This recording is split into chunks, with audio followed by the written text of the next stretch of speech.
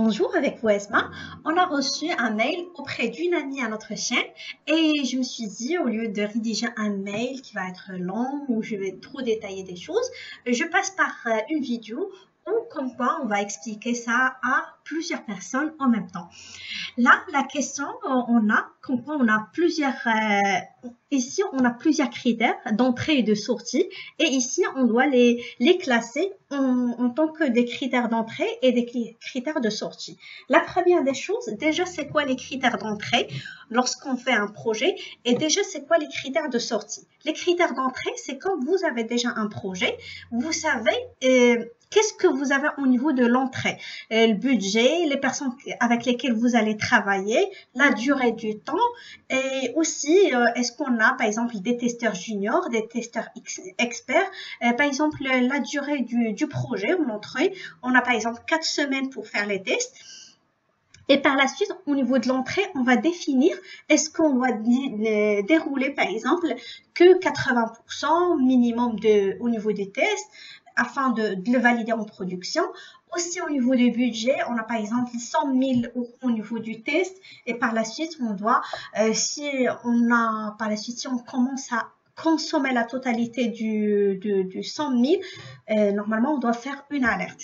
Vous allez me dire, mais comment on va consommer de l'argent et tout ça? C'est juste parce que les personnes, les ressources qui travaillent sur le projet, par exemple, si on a un testeur expert, il va être facturé à la journée et c'est pas la même facturation qu'un testeur junior.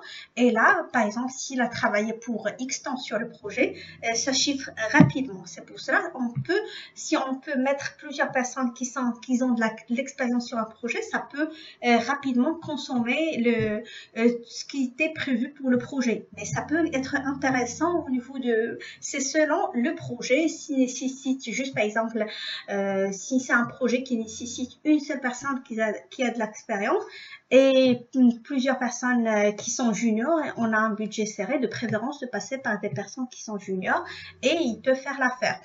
Du coup, au niveau de l'entrée, on doit mentionner tout ce qu'on a, combien de testeurs, le budget, la durée, tout ce qu'on a et qu'est-ce qu'on souhaite avoir au niveau du sortie. Par exemple, combien on a pu tester, la qualité au niveau du livrable, tout ça, on doit le mentionner au niveau du sortie. Là maintenant, notre exemple, on a quoi?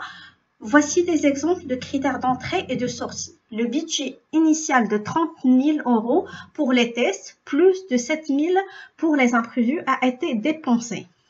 Là, lorsqu'on voit a été dépensé, c'est-à-dire c'est pas le budget qui est fixé. C'est bon, il est déjà consommé. Ça, c'est-à-dire on parle maintenant de sortie. Du coup, ça va être critère de sortie et non pas critère d'entrée. Si vous êtes en train de vérifier, vous allez trouver comme quoi ça c'est un critère de sortie. Là, pour le deuxième critère, 96% des tests prévus pour le logiciel de dessin ont été exécutés et les autres tests sont maintenant en dehors de périmètre. Là, et déjà, ils mentionnent qu'ils ont déjà exécuté les tests. Tout ça, lorsqu'on parle de quelque chose qui était déjà fait, c'est-à-dire c'est tout ce qui est sorti. Du coup, ça aussi, le 2, c'est aussi un critère de sortie. Le troisième point, l'environnement de test de performance a été conçu, initialisé et vérifié. Ça, c'est point d'entrée. Ça, l'environnement, on l'a préparé et on l'a testé et vérifié pour qu'on puisse commencer les tests. Du coup, ça, c'est toujours au niveau de l'entrée.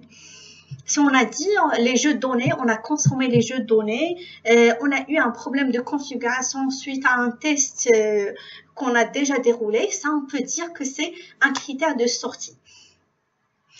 Et là, pour le quatrième, il n'y a plus de défauts critiques résiduels et il reste 2 défauts de priorité élevée.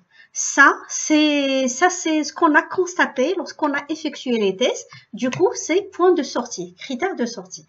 Là, les spécifications de conception du système ont été revues et mises à jour. Là, les spécifications, normalement, on le fait avant de démarrer les specs. Avant de démarrer, notre campagne de test.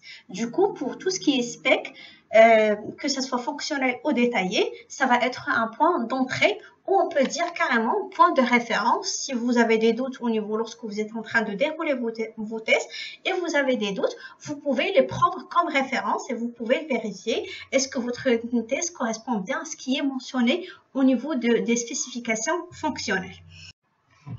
Et là, pour le dernier point, le composant de calcul des taux à passer les tests unitaires, ça c'est un point d'entrée parce que tout simplement, on n'est pas en train de faire les tests unitaires. Si vous êtes en train de faire les tests unitaires, vous allez dire que c'est un critère de sortie. Mais comme lorsqu'on fait les tests, on ne fait pas les tests unitaires parce que tout simplement, les tests unitaires, normalement, ils sont déroulés par l'équipe de développement. Et là, dans ce cas, vous allez dire que ça c'est un critère d'entrée ou un point d'entrée. Du coup, on peut dire que le 3, le 5, le 6, c'est un point d'entrée et le 1 et le 2 et le 4, ce sont des points de sortie.